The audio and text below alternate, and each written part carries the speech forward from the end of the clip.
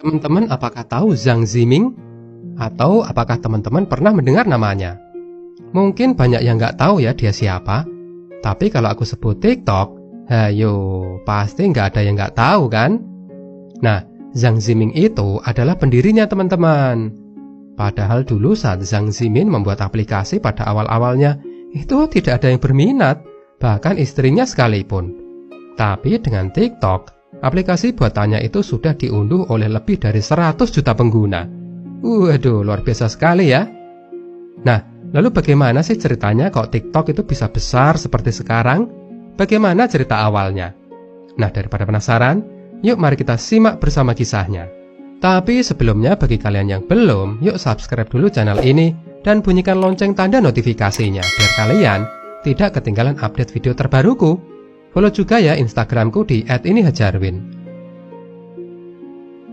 Pada tahun 2012, Zhang Ziming mendirikan ByteDance. Nah, ByteDance itu adalah perusahaan teknologi yang produknya itu berupa aplikasi konten, informasi, dan hiburan bagi orang-orang. Jadi ibaratnya kayak pecel itu loh teman-teman. Itu kan pasti ada yang membuatnya kan? Namanya warung pecel. Atau kaos nih, itu pasti ada juga yang membuatnya kan? Namanya tempat membuat kaos atau tempat sablon. Nah, ByteDance itu juga sama teman-teman. Dia adalah perusahaan yang produk hasil karyanya itu adalah pecel. Salah. Maksudku aplikasi. Jadi, aplikasi-aplikasi itu yang teman-teman sering download itu, kayak Facebook, kayak WhatsApp, kayak Instagram, itu yang buat ya perusahaan-perusahaan. Nah, salah satunya itu adalah ByteDance. Nah, Zhang Ziming itu memiliki latar belakang pendidikannya itu sebagai ahli pembuat software dari Universitas Nankai. Jadi wajar ya jika perusahaan yang ia dirikan itu bergerak dalam keilmuan yang ia pelajari di saat kuliah. Nah, tapi saat ia mendirikan ByteDance itu, ia tidak langsung bisa menghasilkan aplikasi yang laris teman-teman. Produk yang ia buat itu selalu saja sepi dan tidak diminati oleh orang-orang. Zhang Ziming pernah menciptakan aplikasi pemutar video yang seperti YouTube. Tapi aplikasi buatan Zhang Ziming itu sepi sekali. Sedikit saja orang yang mengunduhnya. Ya ngapain kan? Lawang sudah ada aplikasi YouTube yang lebih matang, konten kreatornya banyak, videonya beragam. Ngapain juga orang itu mesti ganti aplikasi? Zhang Ziming pun memperbaiki aplikasinya itu. Dibuatnya lebih simple dan lebih enak tampilannya. Tapi tetap aja aplikasinya sepi teman-teman.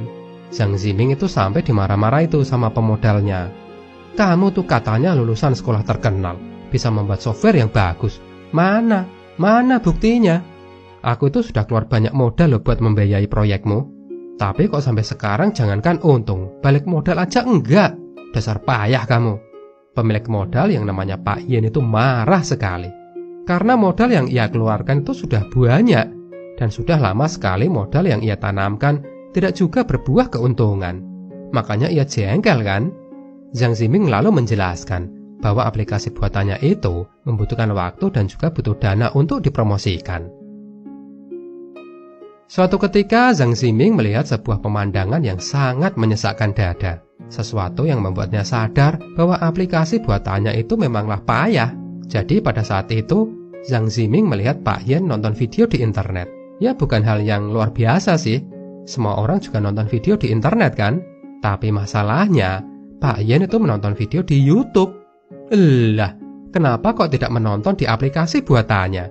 Padahal Pak Yen itu kan pemodal proyeknya. Artinya, aplikasi pemutar video buatannya itu juga adalah kepunyaan Pak Yen kan? Pak Yen juga sering memberikan masukan kepada dirinya. Tapi kenapa kok malah dia tidak mau pakai? Padahal dia itu sangat kenal dengan aplikasi itu, sangat tahu, dan benar-benar istilahnya paham banget. Ibarat kata nih ya, Pak Yen itu sudah punya mobil sendiri, tapi ia malah menggunakan mobil milik orang lain. Zhang Ziming demi melihat pemandangan itu, ia lalu mengurungkan niatnya untuk mempromosikan aplikasinya. Ya karena bakal percuma juga kan. Lawang Pak Yen sendiri aja yang kenal betul dengan aplikasinya tidak mau pakai kok. Jadi kalau aplikasi buatannya itu diiklankan ya sama aja kayak bakar uang, bakal sia-sia. Zhang Ziming pun jatuh dan terpuruk. Ia menyerah, lalu memutuskan untuk mundur saja dari perusahaannya. Ia itu sudah kelewat stres. Dia merasa sudah melakukan semuanya untuk memperbaiki aplikasinya, tapi kenyataannya selalu gagal. Dalam perjalanan pulang, Zhang Ziming merenung, apa sih kesalahannya? Padahal di dalam keyakinannya, orang itu butuh melihat video kan? Dan orang itu juga butuh membuat video untuk dibagi-bagikan kepada teman-temannya. Oke lah, memang sudah ada YouTube. Tapi masa dari sekian miliar orang di dunia ini, nggak ada sih yang tertarik dengan aplikasi buatannya? Sampai kemudian, Zhang Ziming melihat muda-mudi yang tertawa-tawa sambil melihat HP-nya. Kayak mereka itu ceria sekali. Di mana-mana orang membawa HP, nonton video. Tapi dia melihat sesuatu yang menarik, sesuatu yang mungkin tidak pernah ia perhatikan selama ini, yaitu saat orang menonton video, orang itu hanya melihat sebentar saja, mungkin 10 detik, 15 detik, paling lama semenit, lalu ganti lagi, lalu ganti lagi. Zhang Ziming melihat suatu hal yang selama ini tidak pernah ia perhatikan. Sebenarnya bukan aplikasi video dengan durasi lama yang dibutuhkan oleh orang-orang. Oke lah, aplikasi pemutar video itu tetap dibutuhkan. Tapi karena sudah ada YouTube, maka orang-orang akan susah sekali diajak pindah ke aplikasi lainnya. Tapi jika saja ada aplikasi yang khusus memutar video dengan durasi yang pendek, pasti bakalan banyak yang berminat tuh. Zhang Ziming senang luar biasa. Ia akhirnya menemukan jawaban yang ia cari selama ini. Ia pun lalu bergegas kembali ke kantornya, tidak jadi pulang. Pak Yan kaget melihat Zhang Ziming balik ke ruang kerjanya. Katanya kamu resign. Nggak jadi pak, aku punya ide nih. Aku mau bikin aplikasi yang kali ini pasti akan berhasil. Pak Yan agak heran juga. Zhang Ziming ini kesambet jin dari mana gitu. Kok tiba-tiba saja ia jadi bersemangat, padahal tadi itu lemes sekali. Akhirnya setelah dikerjakan beberapa bulan, aplikasi itu pun terselesaikan. Aplikasi pemutar video yang dikhususkan untuk memutar video pendek. Zhang Ziming sangat optimis aplikasinya itu akan digemari oleh orang-orang. Pak Zhen sebenarnya agak bingung juga sih. Ini kenapa kok aplikasinya cuma bisa memutar video pendek? Tapi ya udahlah, kayaknya Zhang Ziming ini semangat sekali. Sepertinya ia sangat tahu apa yang ia lakukan. Jadi Pak Yan ya percaya aja lah. Aplikasinya ini mau dinamakan apa ya? Tanya Pak Yan kepada Zhang Ziming. Waduh, aku kok malah nggak mikir itu ya Pak. Dasar Zhang Ziming. Saking sibuknya ia bekerja, sampai lupa memberi nama untuk aplikasinya itu. Pak Yan jadi gregetan tuh. Ayo cepetan, namanya apa? Waktu itu terus berjalan loh.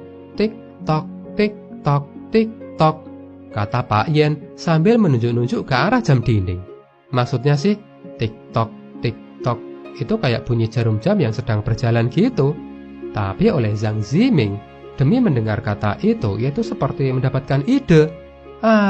Pak, gimana kalau dinamakan TikTok saja? Usul Zhang Ziming. TikTok juga terdengar umum kan? Karena aplikasi ini bakal juga dipasarkan di luar Cina. Pak Yan kaget tidak menduga, tapi setelah dipikir-pikir, nama TikTok enak didengar juga kok. Akhirnya aplikasi pemutar video pendek itu dinamakan TikTok. Pada tahun 2016, 4 tahun setelah ByteDance didirikan, lahirlah aplikasi TikTok. Karena memang aplikasi itu memang sangat dibutuhkan oleh orang-orang kan. Jadinya ketika aplikasi itu dibuat, banyak sekali orang yang menggunakannya. Dan semenjak itu, aplikasi itu digemari oleh orang-orang, khususnya muda-mudi dan besar seperti sekarang. Jadi dari cerita ini, kita tuh diajarkan untuk tidak boleh menyerah dengan apa yang sudah kita lakukan. Mungkin apa yang sudah kita kerjakan itu gagal, kita memperbaikinya gagal lagi.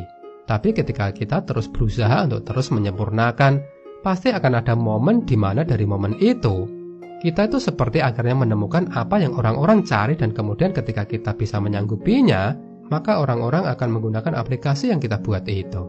Buah kerja keras Zhang Ziming pun akhirnya terbayarkan.